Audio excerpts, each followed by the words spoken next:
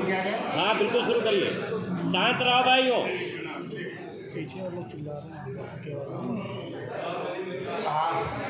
इस शहर में उत्तर प्रदेश की राजधानी में सेवा करने का मुझे दूसरा अवसर प्राप्त हुआ है। माननीय मुख्यमंत्री ने, शासन ने एक विश्वास भरोसा जताया है और जता करके आपकी और आपके माध्यम से जो भी प्रिंट मीडिया, इलेक्ट्रॉनिक मीडिया के माध्यम से जो भी जनता रूबरू होगी उसका सेवा करने का अवसर दिया है। मेरी पुलिसिंग की जो कंसेप्ट है, जो थ्योरी बहुत सिंपल है।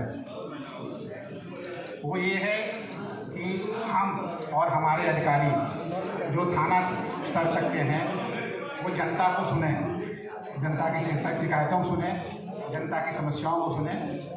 वो चाहे जो उनके पास आ रहे हैं उनको सुने, चाहे उनको फ़ोन से सुने, चाहे उनको व्हाट्सएप से सुने, चाहे सोशल मीडिया सुने, चाहे जो भी आप संचार के माध्यम उनके सुने। और सुनने के बाद जिस मामले में जो यथा उचित कार्रवाई हो, जिस मामले में FIR लिखा जाना FIR लिखा जाए, जिस मामले में केवल कार्रवाई की जानी, प्रिवेंटिव कार्रवाई की जानी प्रिवेंटिव कार्रवाई की जाए, वो कार्रवाई। नंबर 1।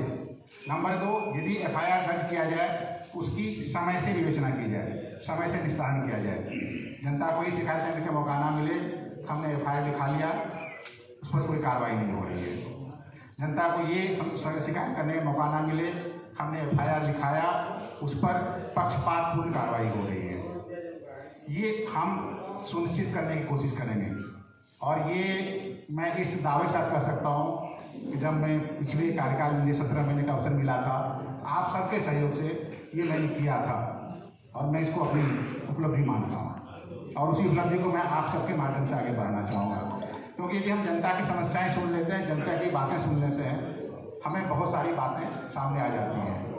इसी के माध्यम से जो हम अपनी प्राथमिकताएं ज्ञापित करते हैं शासन की, प्रशासन की, चाहे वो अपराध मुक्त, भयमुक्त समाज स्थापित करने की, माफियाओं के विरुद्ध प्रभावी कार्रवाई करने की, महिलाओं, बच्चों, दलित वर्गों, कमजोर वर्गों के विरुद्ध जो भी अपराध हो रहा है उस अपराध के संबंध में निरोधात्मक कार्रवाई करने की, या उन अपराधियों के विरुद्ध प्रभावी कार्रवाई करने की, या माफियाओं के विरुद्ध कार्रवाई करने की, या मिशन शक्ति की, ये सब एकाकार अंगीकृत रूप में होकर कार्य करेंगे हम लोग।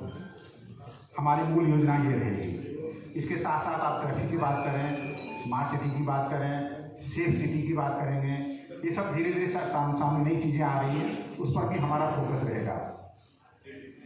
जो मैंने महसूस किया है एक आम नागरिक के रूप में भी, क्योंकि इस बीच में 2012 में यहाँ करने के बाद बहुत सारी जगहों पर सेवा करने का मुझे अवसर मिला, तो वो जगह मेन पुलिसिंग से हट करके मैंने एक आम नागरिक के रूप में आपसे बात करके समझने की कोशिश किया, तो 2012 से 2020 के बीच में काफ़ी अंतर आ गया है।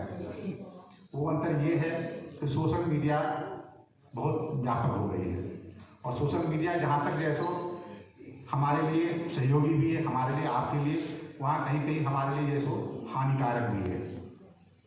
सहयोगी ये है कि सोशल मीडिया के माध्यम से हमें जानकारी समय से मिल जाती है, आपको जानकारी मिल जाती है, आप कहीं ट्विटर पर डाल देते हैं, आप फेसबुक पर डाल देते हैं, उसके माध्यम से हम जानकारी मिल जाती है, हमें तुरंत जानकारी मिलती है, हम उस पर तुरंत एक्शन करने की कोशिश करते हैं। हानिकारक ये है कई बार बहुत सारे अफवाह चल जाते हैं, बहुत सारे अफवाहों के कारण जैसे सही पता नहीं चल पाता सही क्या है गलत क्या है। पुलिस विभाग के माध्यम से हम कोशिश करते हैं उन अफवाहों का खंडन करने की, कभी कभी उसमें समय लग जाता है। इसके अतिरिक्त दो समुदायों के बीच, दो संप्रदायों के बीच कभी कभी इस तरह के अफवाह वाली, रूमर वाली, सांप्रदायिकता विरोधी तमाम पोस्ट आ जाते हैं, जिसमें कभी कभी काफ़ी आपत्तिजनक स्थिति पैदा हो जाती है। उसको कंट्रोल करने में पुलिस प्रशासन को काफ़ी मेहनत करना पड़ता है। ये सोशल मीडिया की दूसरी स्थिति है। सोशल मीडिया की एक और स्थिति है जहाँ मैं इतिहास से आ रहा हूँ, आप लोग जानते हैं रेडिकलाइजेशन की बात हम लोग सब कर रहे हैं, और रेडिकलाइजेशन हम आप सबके बीच में व्याप्त हो चुका है। रेडिकलाइजेशन केवल ये नहीं है कि हम एक विचारधारा से ग्रस्त होकर केवल आतंकी घटनाएं करें, आतंकी कार्रवाई करें। रेडिकलाइजेशन ये भी है कि हम किसी विचारधारा से प्रभावित होकर गलत कार्य करें, चाहे वो आतंकी कार्रवाई ना होकर सिंपल आपराधिक कार्रवाई क्यों ना हो।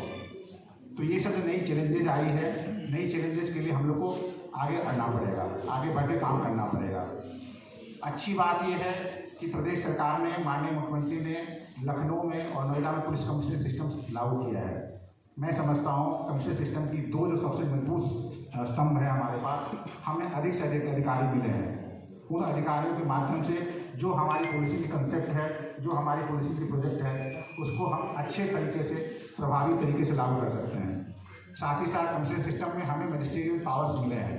उन पावर्स के माध्यम से हम जो गुंडा तत्व हैं, असामाजिक तत्व हैं, सांप्रदायिक तत्व हैं, उनके विरुद्ध प्रभावी निरोधात्मक कार्रवाई कर सकते हैं। ये हमें पावर्स मिले हैं। तो ये जो चीज़ें मिली हैं, जो जनता के तरफ से सरकार ने, माननीय मुख्यमंत्री ने हम पर, पुलिस विभाग पर जो विश्वास उत्पन्न किया है, उस पर हम आप सबके माध्यम से सहयोग से मिलकर काम करना चाहते हैं। अंत में मैं अपने से एक बात कहना चाहूँगा, क्योंकि पिछली बार था, 17 महीने था, हमारे पुराने मित्र हैं, मैं सबको मित्र मानता हूँ। हमारे और मीडिया के बीच काफ़ी विश्वसनीयता थी। विश्वसनीयता का स्तर ये था, यदि किसी कोई बात मुझसे पूछी जाती थी, मैं मीडिया को बताता था कि ये बात है, तो मीडिया कहती थी ये अंतिम सत्य है, उसको कभी वो डाउट नहीं करते थे। मेरे लिए लाभ ये होता था कि बहुत मौक़ों पर, बहुत अवसरों पर मुझे मीडिया के माध्यम जानकारी मिल जाती थी, साहब आपके फला थाना क्षेत्र में घटना हुई है, फला जगह ये हो रहा है, फला जगह ये हो सकता था, और मुझे जानकारी मिलती थी। मैं अपने इंस्पेक्टर सीओ के माध्यम से चेक करता था, उनको जानकारी नहीं होती थी। आपके माध्यम से सूचना मिलती थी, उस सूचना से हम अपनी पुलिसिंग को बहुत प्रभावी, बहुत मजबूत कर पाते थे। हम आज प्रथम दिन आपके साथ हैं। हम ये उम्मीद करेंगे कि आपसे ये सहयोग इस मुझे कार्यकाल में मिलता है। Thank you.